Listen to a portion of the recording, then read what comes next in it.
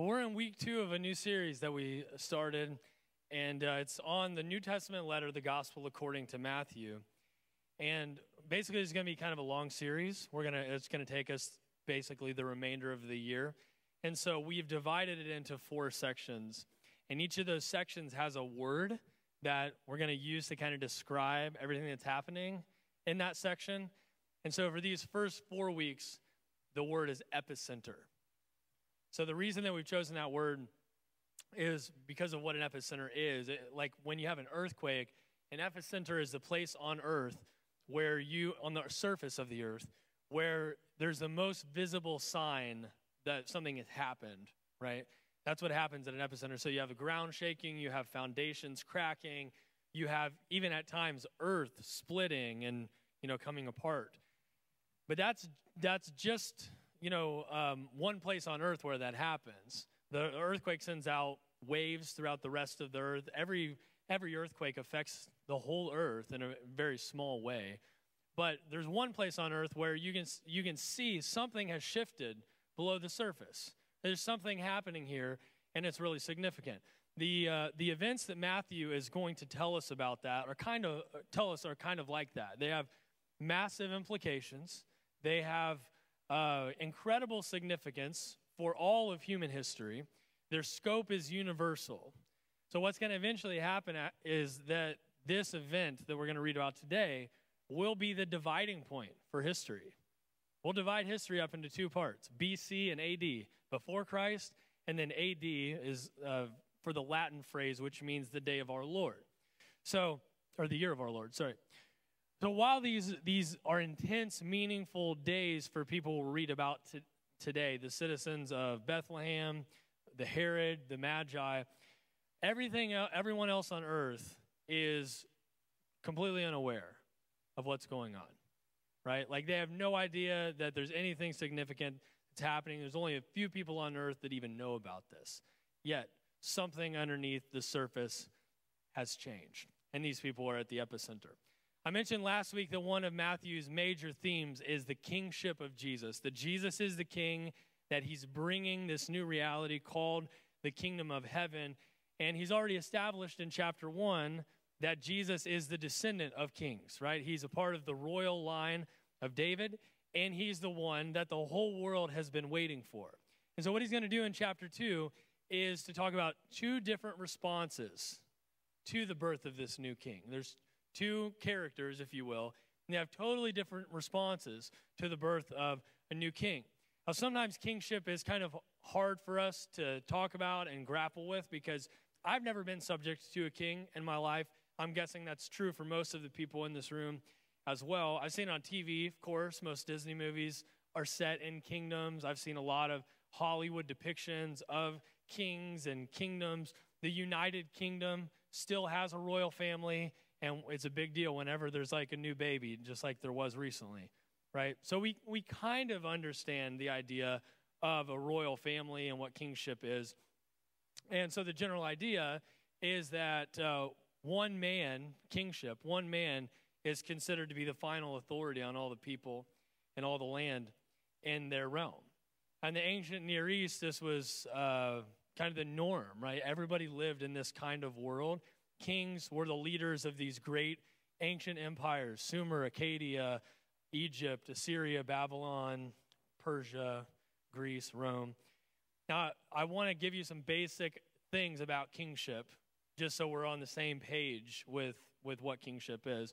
There's a scene from Monty Python and the Holy Grail where King Arthur tries to defend his kingship to a couple of peasants based on the fact that he wields Excalibur. It's a sword, magical sword. At one point, he calls them to order. He keeps telling them to shut up because they keep talking. And he says, shut up. And the peasant woman says, order, eh? Who does he think he is? To which King Arthur says, I am your king. And she responds, well, I didn't vote for you. So that's the first thing about kingship, is that it's not voted on. You don't get to select your king. The king is the king. It's established as fact. And anyone who wants to kind of question that has to take drastic measures. You've got to have a revolt of some kind, right? You've got to overthrow the power. So kingship isn't voted on. The second thing is that kingship stays in the family. So sometimes it's not based on wielding a magical sword. It's based on your bloodline, right? That's the way that we even see that in the United Kingdom, right? It's based on bloodline.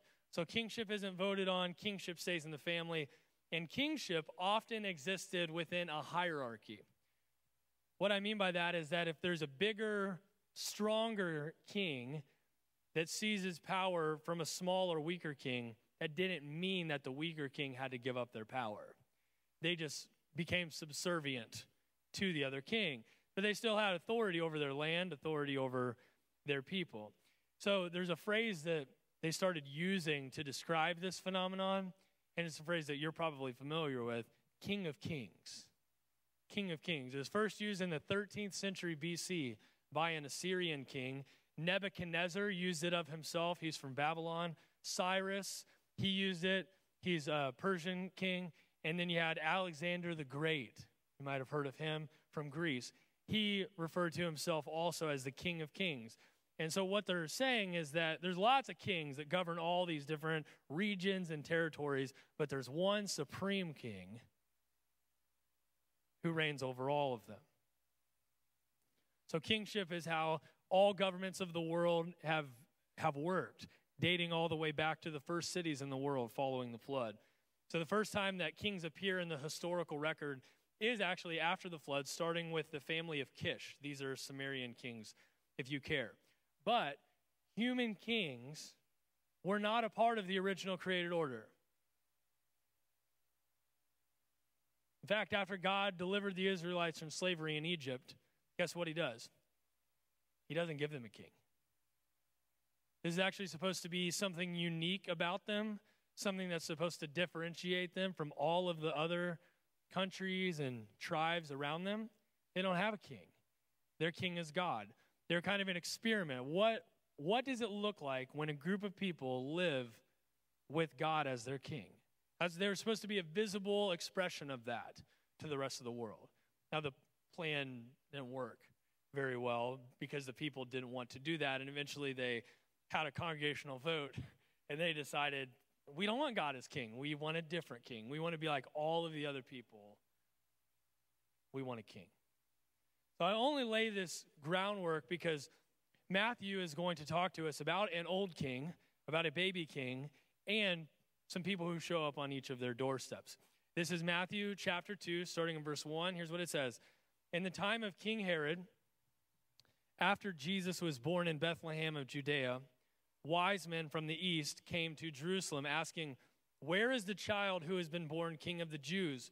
For we observed his star at its rising and have come to pay him homage." Now when King Herod heard this, he was frightened. If you have a Bible and you don't mind writing in it, just go ahead and underline that word, frightened. King Herod heard about it and he was frightened, and all Jerusalem with him. And calling together all the chief priests and scribes of the people, he inquired of them where the Messiah was to be born. And they told him based on a prophecy in Bethlehem of Judea. Verse 7, then Herod secretly called for the wise men and learned from them the exact time when the star had appeared. Then he sent them to Bethlehem, saying, "Hey, go search diligently for the child, and when you found him, bring me word so that I may also go and pay him homage." Now when they had heard the king, they set out, and there ahead of them went the star that they had seen at its rising, until it stopped over the place where the child was. When they saw that the star had stopped, they were overwhelmed with joy. If you want to underline that in your Bible, that would be good too. They were overwhelmed with joy. So on entering the house, they saw the child with Mary his mother, and they knelt down and paid him homage. Then opening their treasure chests, they offered him gifts of gold, frankincense, and myrrh. And having been warned in a dream not to return to Herod, they left for their own country by another road. So we're introduced to this guy named Herod. You might have heard of him as Herod the Great. That's who this is. He was an interesting man. Super interesting, actually. Kenneth Bailey, who is a scholar in the Middle East, puts it like this. Herod was racially an Arab, religiously a Jew, culturally a Greek, and politically a Roman. So very, very colorful guy. And he actually earned the title that you know him as, Herod the Great. He earned it. How did he earn it, you say? Well, first of all, he was a super savvy politician. Like, he knew what he was doing. He knew how to play the game of politics. I'll give you an example. There's a civil war in Rome. Antony and Cleopatra are fighting against Octavius, who you know as Caesar Augustus. And Herod fights on behalf of Antony and Cleopatra. They lose. So Herod's in trouble, right? When it becomes clear that Octavius has won, Herod travels to meet him, comes into his presence, and just says, hey, I'm just going to be honest with you. I fought against you in the war. And I know now that was a big mistake. Shouldn't have done that. I'm really sorry. But then he says, I want you to consider something. I want you to consider not whose friend I was, but how good of a friend I was to them. Like, I'm a pretty good friend. I fought with them side by side. And he basically says, if you would give me the opportunity, I would love to support you in that same way. Super savvy politician, right? And Augustus says, wow, I guess I can trust this guy. He's that honest. I guess fine. And so he lets him keep his place. He lets him keep his kingship. And he does a great job in terms of, if the Romans were evaluating him as a king, he does a great job. Because there's never any disturbances. There's never any uprisings in Judea that he has to, get back to Rome. He keeps peace between the two countries. And so he's a really good diplomat. Actually, one writer put it like this: everything he touched diplomatically seemed to turn to gold. That good of a diplomat. Second thing was, he's an amazing architect. For example, he built this city called Caesarea, which we actually went in depth, showed pictures and stuff of that city. Just a breathtakingly amazing city back in the day. It was designed brilliantly, and he named it after Caesar Augustus intelligently. Well, he also rebuilt the temple in Jerusalem. He restored Jerusalem. The temple that was in Jerusalem, Solomon's temple, was one of the wonders of the ancient world, this beautiful thing. Herod's temple blew it out of the water. Way bigger, way more elaborate, way more impressive.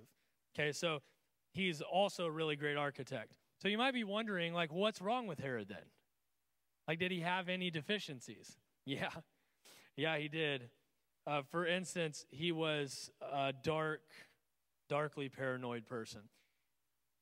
I'll tell you how we know that. He first got himself into a mess because he married 10 different women and had children by all of them. And so what you eventually have is a bunch of little princes running around competing for power, right? They're trying to battle for who's next in line, who gets to be king. And so basically Herod had to start defending himself against his sons and his wives, who were trying to, elevate their sons into that position. So picture these kind of things happening. These are all real things. Brothers trying to poison each other. Herod executed 3 of his sons for treason. He executed his favorite wife. Yep, he had a favorite. But he executed her because he had suspicions that she was not politically on board with him. He killed several of his uncles, several of his cousins. In his final week, he was super sick. He's going to die. Everybody knows it. Word spreads through the household. Hey, Herod's going to die. He's on his deathbed, last days.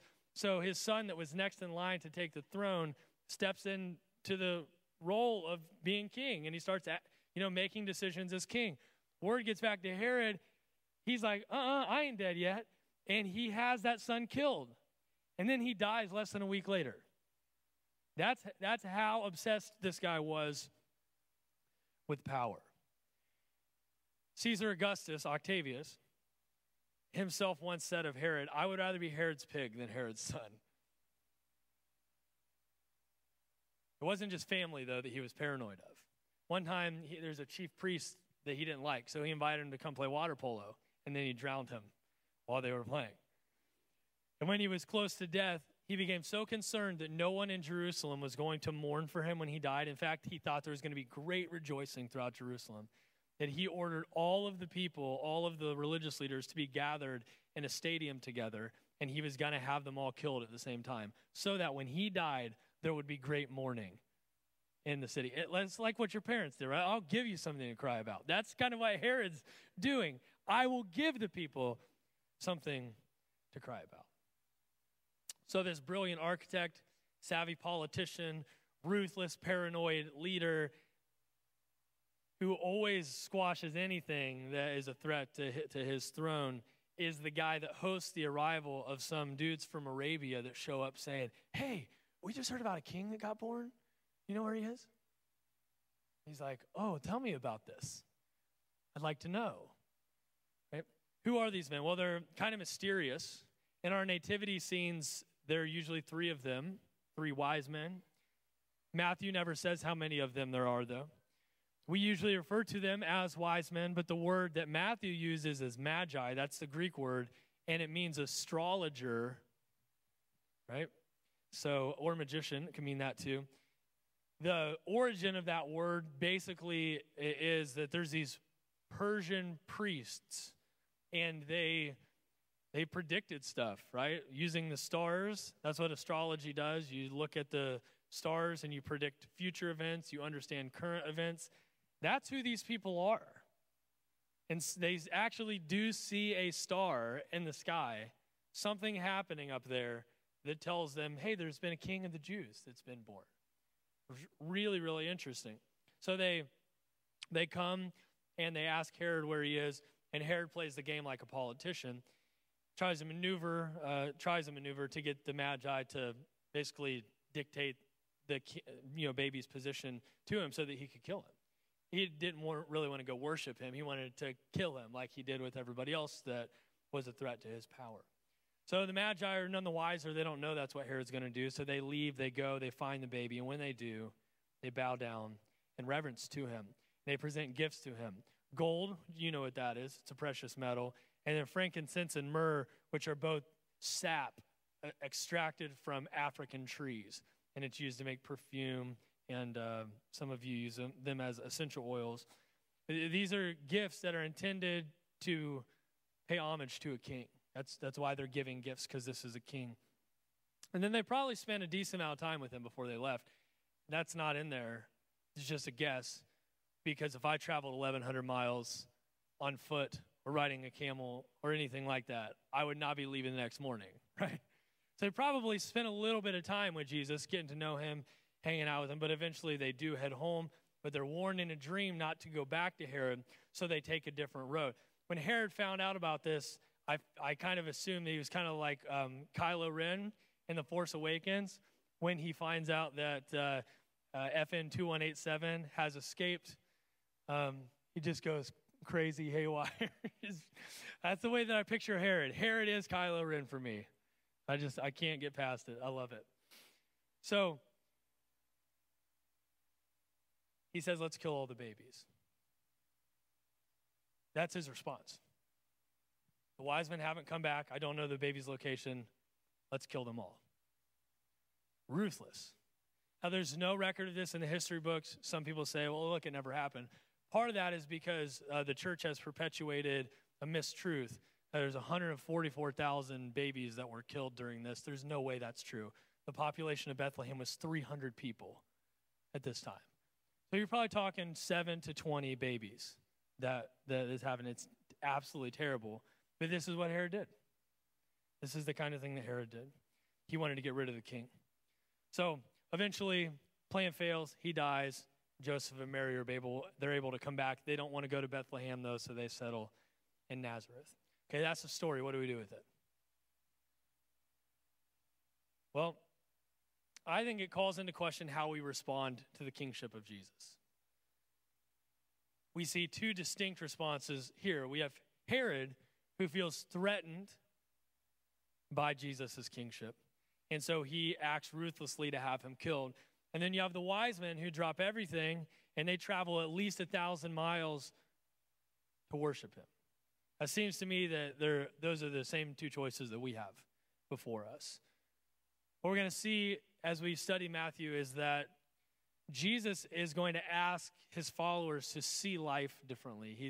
He's going to ask us to think differently about money, differently about marriage, differently about leadership, differently about prayer, fasting, about the way we treat our neighbors. And each of these things are kind of like little forks in the road. And those forks raise the question again and again, who is king? Who is king? Now, might I suggest that whenever you come to a fork in the road, there's no middle path. There's no being neutral. There's only the way of Jesus or the other way. This is where the bike meets the path. Is left or right? Lose my life or save it? But I think this is more about surrender than it is about obedience. What I mean? Well, I was trying to figure out how to articulate this, and then Lindsay's reading this book right now called The Burden is Light by John Tyson. And so she handed it to me last night, and she's like, here, read this, because there's a lot of good stuff in here. And so there's this quote that really summarizes this idea. Christians often talk about the need for obedience. It's a concept we have come to see as central to our faith. But surrender is superior to obedience. Obedience is a momentary decision, but surrender is the posture of the kingdom. We all know that it's possible to obey God in our behavior, but rebel against him in our hearts. Obedience can be filled with self-righteousness and ego and can actually reinforce a spirit of control for ourselves and other people. We can try to control other people by saying, God told you that you need to do this, right? We can even obey God in an attempt to manipulate him. There's actually a big section in the book if you want to go out and buy that book. It's really good stuff. But surrender is different. Surrender is an open posture of love. Surrender is based not on duty, but on trust. Say that again. Surrender is based not on duty, not on should, not on have to, but on trust. Surrender is an open, a free response, an attitude that is open to any and all possibilities our Father brings to us. Obedience can happen in a moment, but surrender is the posture of a lifetime. Sometimes we think about discipleship, talk about discipleship in oppressive terms. And I've been guilty. I've certainly taught about discipleship in oppressive terms. That doesn't make any sense. Because Jesus is actually inviting us into freedom. Like the way of Jesus is he's inviting us into freedom. He's inviting us to trust him to lead. Trusting that his way is the best way, and his way actually leads to life. There's these forks in the road. And when we come to those, we can respond like Herod, or we can respond like the Magi. How do you characterize those? Well, Herod would be characterized by control, inspired by fear. A lot of Christianity is inspired by fear. It shouldn't be. Because Jesus doesn't invite us into fear. He doesn't use threats. He gives invitations. So there is an opportunity, though, for us to view what he's doing as trying to control us, because what he's doing is he's asking us to relinquish control. And so when we sense that, when we sense that we're supposed to lay something down, we feel threatened, just like Herod did. No, I'm king. I'm king. I make the decisions. You don't make the decisions. I'm king. He challenges our position of authority. What Jesus does. Some days he says, go, but I stay. Some days he says, give, but I get greedy. Like, I don't want to give. He says, pray, but I go to sleep. He says, love your wife sacrificially. Serve your neighbors. Be kind to people that have not been kind to you. But I have a hard time getting past my selfishness and my pride. I don't know if that's a problem for you. Maybe just me. He says, say the thing the church needs to hear. You know what? Sometimes I just want to say what the church wants to hear. Right? I want you to like me. I want to be popular. He says, let go of the bitterness that you have. Forgive people. But I explained to Jesus, I'm like, listen, man, it's not that simple. It's not that easy. What do you know about forgiveness anyway? It's kind of the posture, right, that I have towards Jesus occasionally. These are things that not just I face, I think we all face them. And these are fork in the road moments. This is where discipleship gets tested. He says, come follow me, come this way. We can walk in the way of my kingdom, which leads to life and freedom. But so many times, I choose the way of Herod. I'm like, yeah, I'm threatened by you, Jesus. I'm threatened by you as king, and so I don't respond. I go my own way. I seize control. The other reaction, though, is to respond to Jesus' kingship the way that the Magi did, surrender. Inspired by passion. I mean, why do you travel 1,100 miles carrying a treasure chest to see a baby? Passion. Passion. They left behind their home country to seek out a new one. They so devoted themselves to meeting that king face to face that they dropped everything they were doing for months and months in order to travel through deserts and over mountains to bring him their best gifts and lay them down in an act of reverence. To see the humble nature of his king, of this king, and then to bow their knees, acknowledging that he deserves it. He deserves the worship. And some days I respond to Jesus in that way. And I trade in boredom and complacency for adventure. And some of you are like, wait, I didn't know we were talking about that. Yeah, we are, because we're talking about following Jesus. And if you don't recognize following Jesus like that, you've never met Jesus. Because that's what he's asking you to do. Lay down complacency and boredom for adventure. I hand him the keys and we switch seats. I stop trying to play it safe by wading in the shallow water, and I just dive headfirst into the deep end. I lay aside the lies that my identity is somehow tied to how successful I am. And I start believing what he says about me is true. I start believing that a man's life doesn't actually consist in the abundance of his possessions. Some days I lay down predictability to embrace the mystery of Christ. I lay down control, what I want to do today, what I have planned for today, so that I can go on this great journey, chase the wild goose, if you would. Wherever he's leading, let's go do that. Some days I do that. Some days I have a life that is motivated by surrender. I'm surrendering. I'm inspired by my passion. The main confession of the first century Christians was Jesus is Lord. And that was in direct intentional opposition to the common confession of a lot of Roman citizens, Caesar is Lord. The resurrected Jesus, they believed, is the king over all kings. Not Nebuchadnezzar, not Cyrus, not Alexander the Great, not Caesar Augustus. They're not the king over all kings. Jesus is the king over all kings. And so that means we lay down our loyalty to the other kings. First and foremost, the loyalty that we have to ourselves as kings and queens. So to seek the kingdom of Jesus is to be confronted every day with a new way of seeing the world. Forks in the road. And absolutely, those moments can feel threatening. When you're sitting there and you're looking at your budget and you're like, okay, this is real money and it's got to go somewhere. And Jesus has asked me to be generous with this. He's asked me to give this away. He said something as stupid as it is better to give than to receive. That's stupid. That doesn't make any sense. That's upside down. That's what he said. What do? I mean, this is a real thing, right? This is a real moment in your life where kingship is at play. You're standing there, fork in the road, and the question is, do I deny the kingship of Jesus and go my own way, or do I confess the kingship of Jesus and go a new way? Now, I only chose money because Jesus talks about money almost more than any other thing.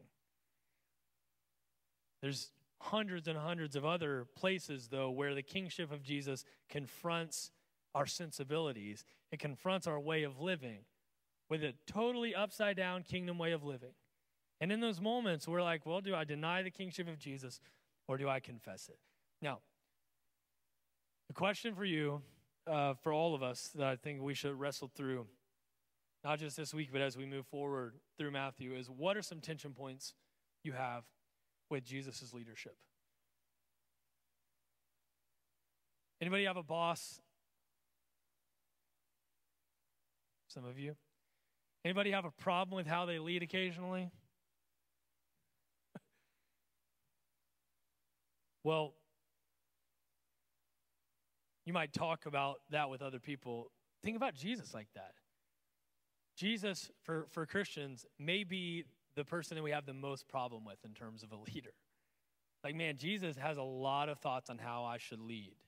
It's a lot of thoughts on what I should, on what the way of life looks like. And we might have some tension with him. So what are some tension points you have with Jesus' leadership? Another way to see this is, where are you still seizing control? What are those areas in your life where you have not given them over and you don't want to? You don't even want to talk about it. You're trying to suppress it in your brain right now because you don't want it to come up. And you hope your wife or your husband isn't going to bring it up to you on the ride home. That's the place where you're still negotiating with Jesus. And the question is, what are you going to do about it? What are you going to do about it?